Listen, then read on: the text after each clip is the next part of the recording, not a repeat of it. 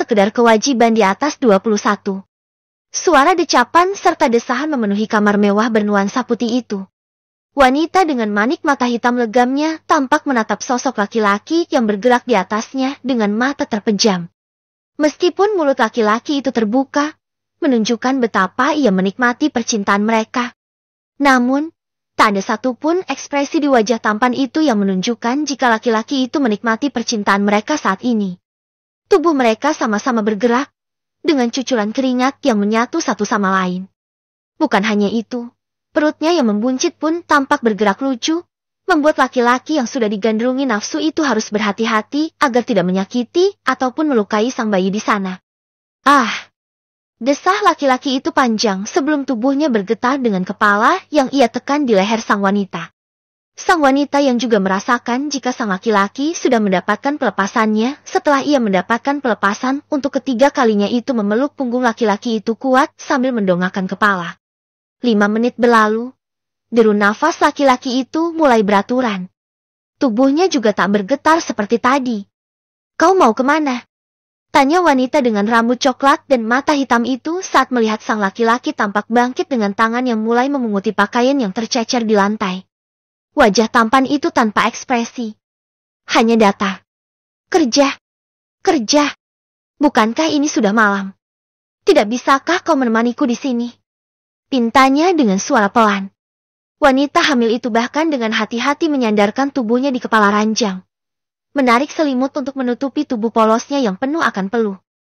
Namun, tatapan datar dari laki-laki itu membuat perasaan getir lagi-lagi menyerangnya. Tangannya diam-diam meremas selimut dari dalam. "Jangan meminta lebih. Aku sudah menunaikan kewajibanku sebagai seorang suami. Jeti, kau harus tahu batasan." Tepat setelah mengatakan itu, laki-laki bermata coklat dengan rambut hitam itu membalikan badan. Bahkan, laki-laki itu terlihat tak peduli jika apa yang ia ucapkan akan menyakiti hati wanita hamil itu. Wanita dengan nama Starla itu pun hanya bisa menunduk. Bahkan saat suara pintu yang tertutup pelan ia sama sekali tak mendongakkan kepala. Tangannya dengan pelan mengelus lembut perut buncitnya. Tersenyum dengan pedih bersamaan dengan lelehan air mata yang membasahi pipinya. "Papamu pasti menyayangimu, nak. Dia hanya tidak bisa meninggalkan pekerjaannya," bisik Starla pelan. Namun, semakin ia berbicara, semakin banyak derai air mata yang ia keluarkan. Seakan apa yang ia ucapkan hanyalah kebohongan belaka. Kebohongan agar hatinya tetap baik-baik saja. Meskipun terasa menganga dengan luka yang setiap hari semakin terobek lebar. "Elix, aku yakin kelak kau akan mencintai kami. Sama besarnya dengan rasa cintaku ini," ujarnya dengan kepala yang ia dongakkan ke atas. Setelah itu, Starla mulai bangkit. Ikut memunguti pakaiannya yang ternyata sudah tidak layak ia pakai karena Alexander atau sang suami yang membukanya dengan cara merobek. Tanpa sadar, sudut bibirnya terangkat. Robekan itu sebagai tanda jika sang suami sebenarnya juga menginginkan dirinya. "Kami akan selalu menunggumu," ujar Starla lagi. Kali ini, di matanya ada sedikit kobaran semangat. Kobaran yang menunjukkan jika apa yang ia perjuangkan selama ini tidak akan sia-sia.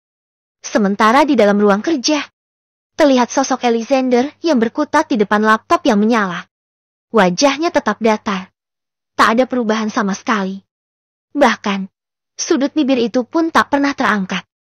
Ia terlalu fokus. Bahkan saat matahari tampak malu-malu keluar dari persembunyiannya, ia tetap fokus di depan laptopnya. Tok, tok. Suara ketuan pintu membuat Alexander mengerjap. Ia alihkan tatapan matanya ke arah pintu, hingga matanya menyipit saat melihat jarum jam yang ternyata sudah menunjukkan jam 5:30 menit. Desahan kasar ia keluarkan. Lagi-lagi seperti ini. Setiap ia selesai bercinta dengan sang istri, ia akan selalu kesulitan tidur. Bahkan tidak akan sadar jika waktu sudah berlalu dengan cepat. Sementara di luar sana, terlihat sosok Starla yang sudah berdiri dengan tangan yang membawa nampan berisi minuman hangat. Raut wajahnya terlihat cemas, mengingat lampu ruang kerja sang suami sama sekali tidak mati, menandakan jika sosok di dalamnya tidak tidur sama sekali. "Ceklek, kenapa kau di sini?" tanya Alexander dengan dahi kerut. Starla yang mendengar pertanyaan itu tertunduk.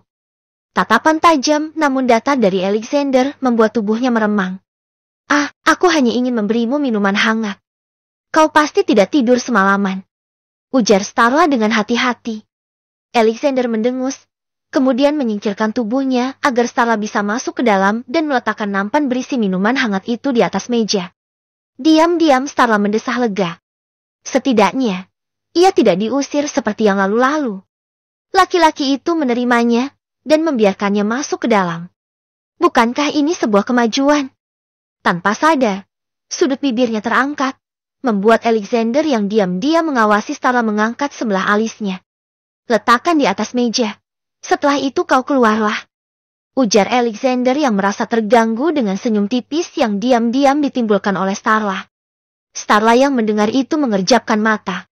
Kemudian ia menganggukkan kepala, meletakkan segelas minuman hangat dengan hati-hati di atas meja. Apa kau akan berangkat kerja hari ini? Tanya Starla pelan. Matanya bahkan menatap Alexander seperti anak kecil. Bola mata hitam jernihnya tampak berbinar saat bersitatap dengan netra coklat milik Alexander. Namun, dengusan yang diberikan Alexander membuat binar di matanya perlahan menuyurut. Apa hari ini hari Minggu? Tanya Alexander dingin. Ah, tidak. Hari ini hari Rabu. Kalau begitu, kau sudah pasti tahu jawabanku. Jangan membuang-buang waktuku untuk pertanyaan tidak berbobot. Starla menggigit bibir bawahannya. Lagi-lagi ia mendengar kata-kata menyakitkan itu keluar dari bibir Alexander. Bahkan, matanya yang awalnya berbinar kini mulai berubah berkaca-kaca. Namun, ia tetap memaksakan senyum di wajahnya. Senyum yang semakin memperlihatkan betapa menyedihkan dirinya. Alexander yang melihat itu tetap diam. Ekspresinya sama sekali tak berubah. Datar dan dingin. Bolehkah aku menyiapkan pakaian kerja untukmu? Tanya Starla hati-hati. Lagi-lagi Alexander berdecak. Ia alihkan pandangannya. Perasaan tak nyaman selalu menyerbunya di saat ia dihadapkan dengan Starla yang seperti ini. Keluarlah. Lakukan apapun yang kau mau. Asalkan kau tak merugikanku dan tidak menyerat namaku. Baiklah. Kenapa masih diam di sini? Tanya Alexander mulai tak sabar karena Starla yang masih tetap diam di tempatnya dengan mata yang menatapnya dengan tatapan rumit dan menyedihkan. Aku hanya ingin mengucapkan terima kasih. Starla berucap dengan senyum tulus. Terima kasih? Ya, terima kasih sudah mengizinkanku untuk menyiapkan pakaian kerjamu. Alexander yang mendengar itu semakin merasa tak nyaman. Ada perasaan getir di hatinya saat melihat betapa menyedihkannya sosok Starla di depannya. Ada perasaan sakit sekaligus tak rela saat melihat Starla yang tampak menyedihkan itu. Namun, ia sama sekali tak mengetahui perasaan apa itu. Sudahlah, kau benar-benar membuang waktuku. Keluar dari sini. Dan satu lagi, kau tak perlu berterima kasih denganku, karena apa yang aku lakukan hanya sebatas kewajiban. Kewajiban? Ya, kewajibanku sebagai seorang suami. Kau tidak akan pernah lupakan alasan kita menikah. Jetty, jangan pernah berpikir berlebihan tentang sikapku ini. Istri di atas kertas. Starla tampak melamun sambil menatap lurus ke arah teko panas yang di dalamnya tampak air yang mendidih. Bahkan, mata itu sama sekali tak berkedip saat suara desisan dari teko itu mengisi kesunyian dapur sederhana, namun epik yang ia tempati saat ini. Ia benar-benar terlalu hanyut dalam pemikiran dan rasa sakit yang tak berujung miliknya. Nyonya, panggil wanita baya dengan rambut disanggul kecil. Starla yang mendengar panggilan itu terkejut. Bukan hanya terkejut karena panggilan bernada khawatir itu, tapi ia juga terkejut saat melihat teko di depannya berdesis nyaring. Tangannya dengan cekatan mematikan kompor yang masih menyala. Apesnya, tangan lentiknya itu tak sengaja menyentuh ujung teko, membuat wajahnya mengerut kesakitan namun sama sekali tak mengeluarkan suara. Ya Tuhan! Pekik wanita tua dengan nama Sari itu saat melihat tangan yang Starla sembunyikan melepuh. Sari dengan sigap menarik tangan Starla, membawa wanita hamil tua itu menjauh dari kompor, dan menatap cemas tangan yang tampak memerah hebat itu. Saya baik-baik saja, Bi. Ujar Starla tampak menolak bantuan Sari. Namun, Sari sudah tidak bisa membiarkan nyonyanya menyakiti diri sendiri berulang kali. Kali ini dengarkan saya nyonya. Mungkin saya hanya pembantu di sini, tapi saya benar-benar tulus menyayangi Anda. Biarkan saya mengambil alih tugas ini. Nyah. Nyonya istirahat saja. Lihatlah. Bahkan Nyonya tak sadar lagi-lagi sudah melukai tangan Nyonya sendiri. Kalau Anda ingat, luka ini bukan luka pertama kali yang Anda miliki. Ujar Sari dengan mata yang memarah. Saya baik-baik saja, Bi. Ini hanya luka kecil. Sebentar lagi suami saya berangkat kerja, jadi saya harus menyiapkan makanan untuknya. Ujar Starla dengan senyum kaku. Sari yang lagi-lagi mendengar ucapan yang sama saat melihat Starla terluka tak lagi bisa menahan tangisnya. Nyonya, bahkan Tuan sudah pergi sejak 5 menit yang lalu. Lalu, untuk siapa makanan yang Anda buat Nyonya? Tanyanya dengan suara tertahan. Starla yang mendengar itu terdiam. Ia tundukkan kepalanya, membuat air mata yang sejak tadi ia tahan menetes di pipinya. Tangannya dengan cepat mengusap pipinya yang basah dengan kasar. Nyonya, jika Tuan memang tak ingin makan masakan Nyonya, jangan pernah repotkan diri Nyonya seperti ini. Saya benar-benar tidak tahan melihatnya. Starla menggelangkan kepala. Matanya yang memerah dengan senyum lebar yang ia paksakan semakin membuat wajahnya terlihat menyedihkan. Mungkin suami saya sedang buru-buru, Bi. Harusnya aku menyiapkan masakannya lebih awal. Lagi-lagi saya tidak bisa menjadi istri yang baik. Ujar Starla dengan wajah yang perlahan berubah menyendu. Sari yang mendengar lagi-lagi Starla menyalahkan dirinya sendiri menundukkan kepala. Ini bukan pertama kali Alexander meninggalkan Starla yang sedang menyiapkan makanan untuk sarapan. Bahkan, semenjak Starla menikah dengan Alexander, laki-laki itu juga tak pernah mau menyentuh makanan yang dibuat wanita hamil itu. Entah apa yang membuat hati Alexander sekeras itu. Laki-laki itu tampak tak tersentuh sama sekali. Bahkan, tak ada sedikit pun rasa iba saat melihat bagaimana susahnya Starla dalam menyiapkan makanan untuk laki-laki itu. Ia bahkan berani bertaruh. Starla sama sekali tak mengenal dunia perdapuran. Tapi, wanita hamil itu bahkan selalu berusaha menyajikan yang terbaik untuk laki-laki itu. Namun, apa yang ia dapat? Ia hanya mendapatkan pengabaian dan tatapan dingin dari laki-laki itu. DAT. Suara getaran ponsel yang Starla letakkan di atas meja membuat perhatian dua wanita itu teralih. Starla dengan pelan mengeluarkan nafas dari mulutnya.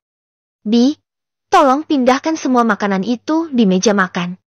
Oh ya, jangan lupa bilang sama Pak John, jangan terlambat datang nanti. Setelah mengatakan itu, Starla membalikan badan. Tangannya membawa ponselnya yang terus-terusan bergetar. Wanita itu bahkan tak memperhatikan tatapan nanar dari Sari. Katakan pada Alexander, dia harus menyetujui proyek yang sudah Papa ajukan. Starla memejamkan mata. Tangannya dengan erat mencengkeram ponsel yang ia letakkan di pipi sebelah kanan. Starla, kau mendengarkan Papa kan? Tanya sosok di seberang sana dengan suara yang tampak meninggi. Maaf, Pak, tapi untuk urusan perusahaan, Starla tidak bisa ikut campur. Ujar Starla dengan suara yang tertahan. Tangannya semakin mencengkeram kuat ponsel putihnya itu. Ada ketegasan dan kerapuhan di mata hitamnya. Namun, wanita itu dengan sekuat tenaga membuat suaranya tetap tegas. Ia tak ingin menjadi boneka sang ayah. Boneka yang harus melakukan apapun yang diperintahkan laki-laki itu padanya. Suara bantingan dari ponselnya membuat Starla menjauhkan benda pipi itu dari telinga. Keringat dingin mulai keluar dari punggungnya, menandakan jika wanita itu ketakutan. Sialan, apa yang kau katakan? Bagaimana bisa kau mengatakan hal seperti itu? Kau istri dari Alexander Lennox. Artinya kau memiliki hak menyangkut perusahaan yang dibangun laki-laki itu. Tapi, Pak, kau tidak akan pernah lupakan pernikahanmu dengan Alexander itu karena campur tangan papamu itu. Andai Papa tidak menjebakmu dengan Alexander malam itu, apa kau pikir kau akan menjadi Nyonya Lennox saat ini? Starla, dengarkan kata-kata Papa, kau harus membalas budi dengan papamu ini. Tak peduli bagaimana cara yang kau tempuh, Papa mau hari ini juga Alex menyetujui kontrak yang Papa ajukan. Tak. Mata hitam itu tampak kosong. Tubuhnya bahkan terasa lemas. Ucapan papanya itu mengingatkan dirinya akan malam menakutkan yang selama ini ia coba lupakan. Ucapan itu juga mengingatkan dirinya, jika selama ini papanya hanya menganggap dirinya pion untuk meraih obsesi sang papa. Malam di mana ia dipaksa oleh sang papa untuk menjadi umpan Alexander. Malam di mana ia harus rela kehormatannya dikoyak oleh Alexander. Laki-laki dingin yang memang diam-diam ia cintai. Ia memang mencintai laki-laki itu. Tapi ia tak pernah sekalipun membayangkan akan menikah dengan laki-laki itu dengan cara yang menjijikan seperti itu. Tubuh kurusnya pun meluruh ke lantai. Tangannya dengan gemetar meletakkan ponselnya yang sudah mati di atas lantai dingin itu. Ia tangkup kedua wajahnya, menangis dalam diam. Mengadu pada sunyi dan dinginnya kamar pribadinya itu dengan tangisan. Hicks, tidak adakah kebahagiaan untukku? Satu saja, tolong beri aku kebahagiaan itu. Pintanya di tengah-tengah suara yang tertahan oleh tangisan. Di tengah-tengah tangisnya yang kian mengeras. Gerakan dari perutnya membuat ia terdiam kaku. Pelan-pelan, ia turunkan kedua tangannya dari wajah. Matanya yang memarah menatap perut buncitnya yang masih bergerak liar di sana. Senyum tipis tanpa sadar ia sunggingkan. Tangannya dengan gemetar menyentuh perut buncitnya itu.